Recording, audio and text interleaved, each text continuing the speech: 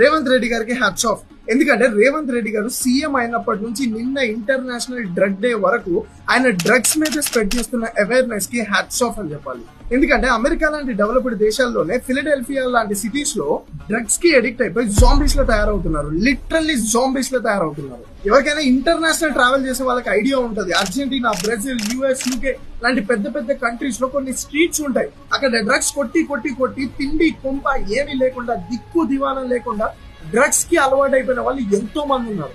అలా మన స్టేట్ కాకూడదు అని రేవంత్ రెడ్డి గారి ప్రయత్నానికి హ్యాట్స్ ఆఫ్ అని చెప్పాలి. కాకపోతే ఒక చిన్న కన్సర్న్ ఏంటి అంటే, ఇక్కడ చైనాలో ఒకవేళ మీరు డ్రగ్స్ కన్సూమ్ చేస్తే డైరెక్ట్ గా కంట్రీ నుంచి బ్యాన్ చేసి పడదొక్కుతారు. మూవీస్ లో కూడా డ్రగ్స్ ని గ్లోరిఫై చేస్తూ ఎలాంటి సీన్ పెట్టకూడదు. కానీ మన మూవీ స్టార్స్ మూవీస్ లో డ్రగ్స్ ని గ్లోరిఫై చేసి మళ్ళీ వాళ్ళే స్టేజ్ ఎక్కి డ్రగ్స్ కొట్టొద్దు అని యూత్ కి చెప్తే ఎవ్వరు వినరు. ఎన్ని అవేర్నెస్ వీడియోస్ చేసినా సరే ఎవరు పట్టించుకోరు. సో దయచేసి స్ట్రిక్ట్ యాక్షన్ తీసుకోండి మూవీస్ మీద కూడా.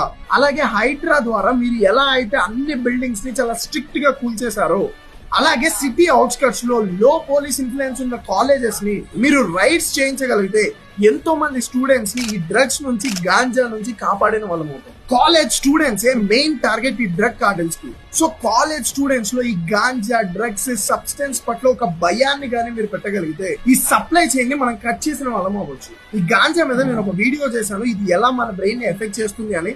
లింక్ బయోలో ఉంటుంది, ఖచ్చితంగా చూడండి. And we have a huge respect for your work sir.